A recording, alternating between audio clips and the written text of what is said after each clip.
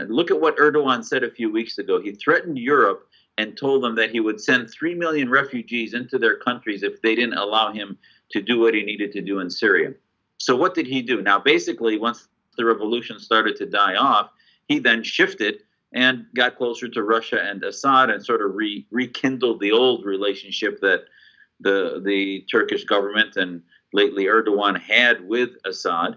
And it basically looks for common interest. And their common interest is genocide against the Kurds. The Iranians would love to do that. The Saddam regime loved to do that. Assad would love to do that. So they sort of got to an agreement where you come into this corridor, you clean the Kurds out because Assad was not able to do it.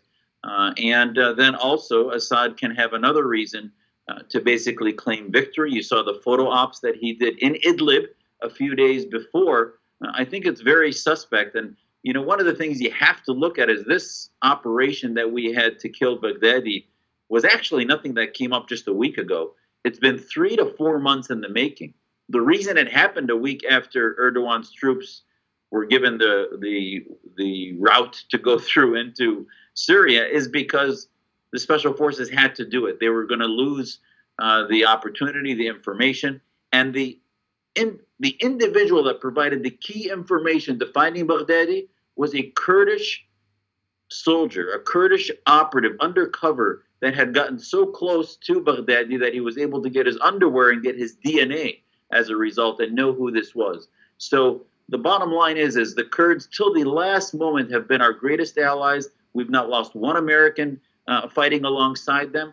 Do they have their radical elements of communists and other things? Absolutely. But bottom line is they are the closest thing we have to allies in the region. I never thought it would get this bad. I thought that Assad was only going to last 3 or 4 years, but part of the reason he lasted is Russia dug its heels in, as did Iran. And Iran has sent troops and continues to fortify his economy, as does Russia. So with that external support for the revolution to be able to defeat the Russian and Iranian influence almost seems impossible. But I will tell you that the future of the revolution, I would think, is in Tehran. I think if Tehran falls, Assad will not be far behind. I don't think Russia has the staying power, as we saw in Afghanistan and elsewhere, to stay when internally they would have to provide all of the command and control and support structure for a country. But Iran wants Syria and has colonized Syria now, and Syria has become a client state of Iran.